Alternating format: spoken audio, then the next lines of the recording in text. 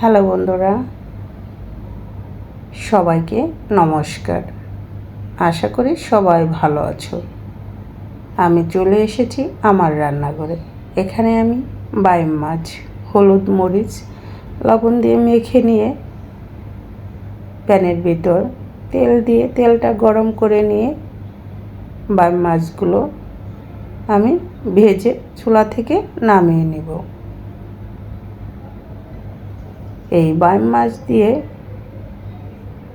মজাদার রেসিপিটা কিভাবে রান্না করি সেটা দেখতে হলে ভিডিওটি একটা লাইক দিয়ে কন্টিনিউ করো।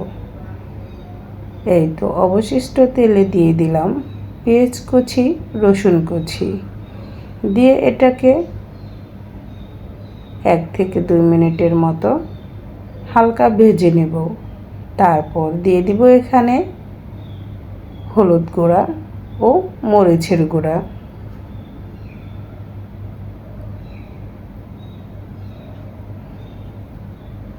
আমি আজ কচুরলতা রান্না করব। এই কচুরলতাটা ছিল ফ্রোজেন করা। আমি হালকা ভাপ দিয়ে ডিপ ফ্রিজে রেখে দিয়েছিলাম। এই ফ্রোজেন কচুরলতাটা কিভাবে রান্না করি সেটাই তোমাদের সাথে আজ শেয়ার করব। অল্প একটু জল দিয়ে মশলাটাকে একটু কষিয়ে নেব। কষানো হয়ে গেলে এখানে দিয়ে দিব স্বাদ মতো লবণ,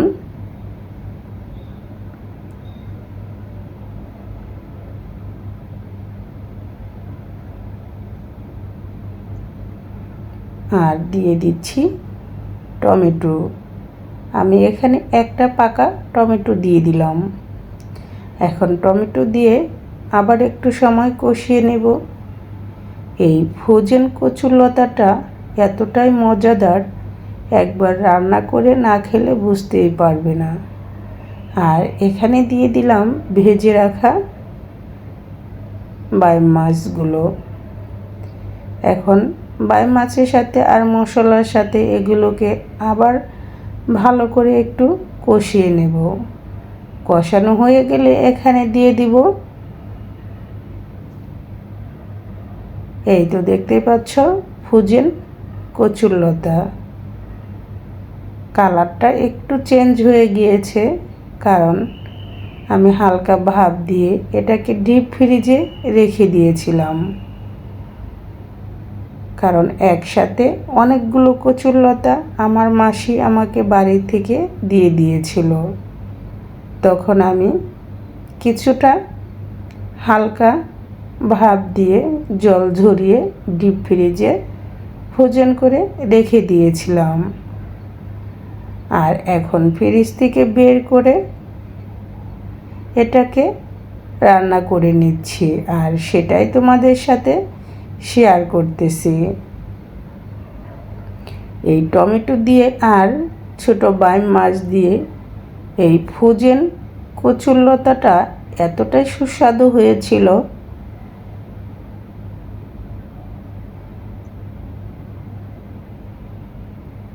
আর এখানে দিয়ে দিলাম কাঁচামরিচ।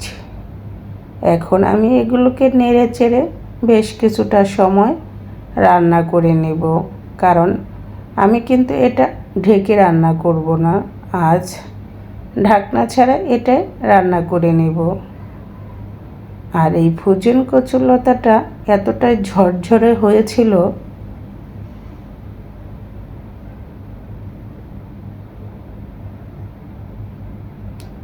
যদি তোমাদের ভালো লাগে চাইলে আমার মতো এরকম ফ্রোজেন করে কচুরলতা রান্না করতে পারো।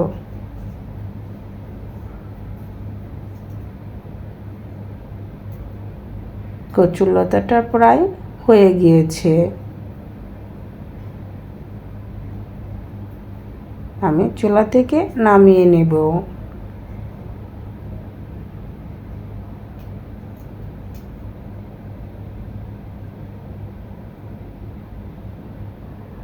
দেখতেই পাচ্ছ বন্ধুরা কতটা সুন্দর ঝরঝরা হয়েছে।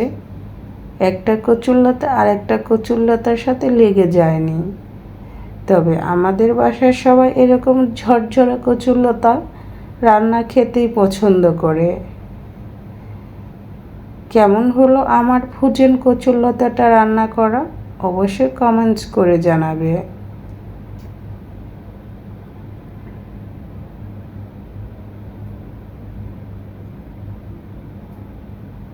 আমাদের কাছে খুবই ভালো লেগেছিল। যদি ভালো লাগে তোমরাও একবার ট্রাই করে দেখো।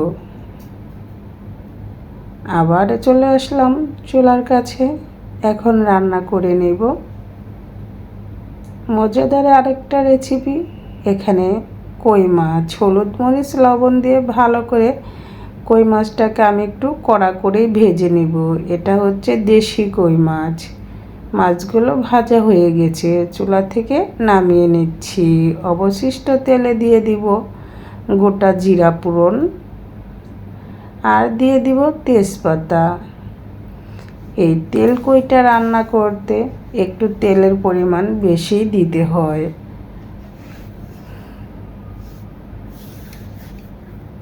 এখানে দিয়ে দিচ্ছি পেঁয়াজ কুচি আর রসুন কুচি অল্প পরিমাণ দিয়ে এখন এটাকে ভালো করে নেড়েচেড়ে একটু ভেজে নেব। একটু ভাজা হয়ে গেলে এখানে দিয়ে দিব কেটে রাখা টমেটো।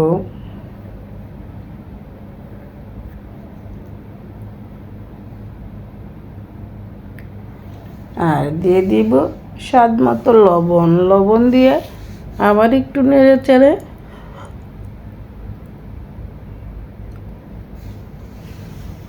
একটু ভেজে নেব। পেঁয়াজটা হালকা ভাজা হয়ে আসলেই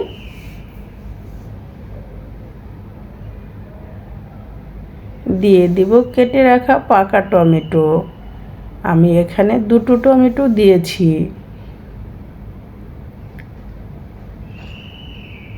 টমেটোর পরিমাণ খুব বেশি দেওয়া যাবে না, তাহলে এই তেল কই খেতে খুব একটা ভালো লাগবে না। তাই তো টমেটোর পরিমাণটা একটু কমই দিতে হবে। এখন টমেটো দিয়ে এটাকে ভালো করে নেড়েচেড়ে আবার একটু কষিয়ে নিচ্ছি। দেখতেই পাচ্ছ বন্ধুরা টমেটোগুলো ভাজা হয়ে যাচ্ছে এবং গলেও যাচ্ছে। টমেটোগুলো যখন গলে একদম এরকম হয়ে যাবে তখন এখানে দিয়ে দিব আমি শুকনো মরিচের গুঁড়া আর দিয়ে দিব ধনিয়া গুঁড়া।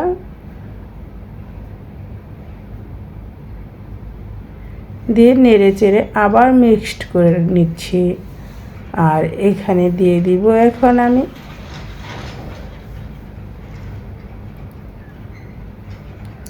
ভেজে রাখা কই মাছগুলো।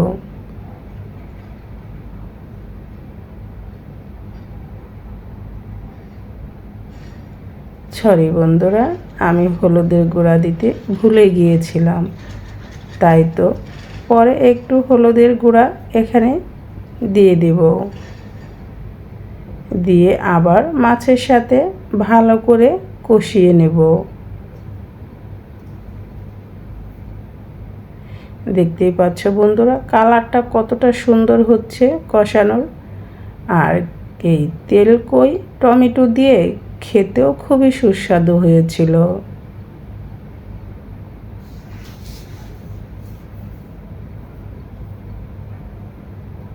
কষানো হয়ে গেলে এখানে দিয়ে দিব অল্প পরিমাণ জল। আমি যতটুকু জল দেব ঠিক ততটুকু জলে আবার শুকিয়ে নেব, কারণ এই তেল কয়ে জলের পরিমাণ বেশি দিলে এবং জল জল থাকলে খেতে সুস্বাদু লাগবে না। এখন তরকারিটা ফুটে আসা পর্যন্ত অপেক্ষা করব। দিয়ে দিলাম কাঁচা মরিচ। তরকারিটা ফুটে এসেছে। ফুটে আসার পরে দিয়ে দিব এখানে ভেজে রাখা জিরার গুঁড়া। অল্প পরিমাণ জিরার গুঁড়া দিয়ে এটাকে আবার নেড়ে চেড়ে মিক্সড করে নিচ্ছি। দেখতেই পেলে বন্ধুরা কত সহজেই রান্না করে নিলাম এই মজাদার টমেটো দিয়ে তেল কই। যেও রান্না করতে পারে না আমার রেসিপিটা একবার ফলো করলে সেও অবশ্যই রান্না করতে পারবে।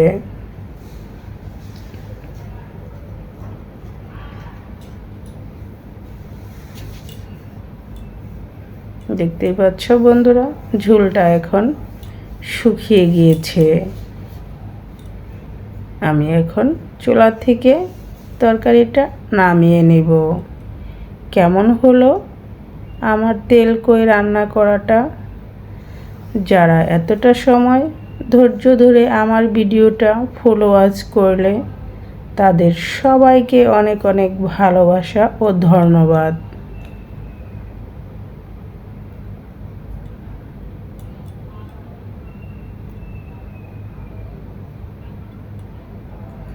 এখন আমি চুলা থেকে নামিয়ে নিচ্ছি। দেখতেই পাচ্ছ ঝোলটা কতটা সুন্দর হয়েছে আর খেতেও খুবই ইয়াম্মি হয়েছিল।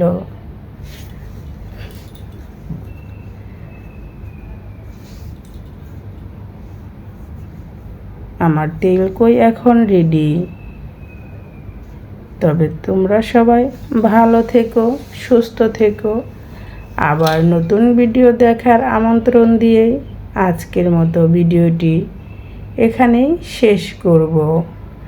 আর আমার তেল কই রান্নাটা কেমন হলো অবশ্যই কমেন্টস করে জানাবে। আজ ছিল এই দুপুরের মেনু। দুটো রেসিপি তোমাদের সাথে শেয়ার করলাম।